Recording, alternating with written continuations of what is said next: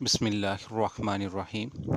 ویسے تو درود و سلام بہت زیادہ ہے، لیکن جو سب سے افضل درود شریف ہے وہ میں آپ کو بتانے لگا ہوں۔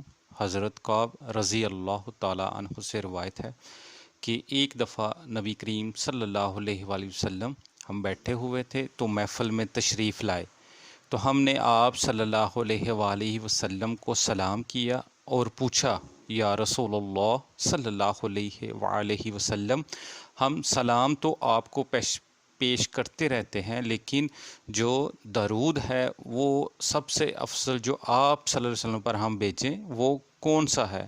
تو آپ صلی اللہ علیہ وآلہ وسلم نے فرمایا، اللہم صلی علی محمد وعلی آل محمد کما صلیت علی ابراہیم وعلی آل ابراہیم انک حمید مجید، اللہم بارک علی محمد وعلی آل محمد کما بارکت علی ابراہیم وعلی آل ابراہیم انک حمید مجید۔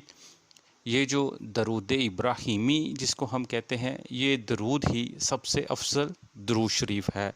صحیح بخاری حدیث نمبر 6357۔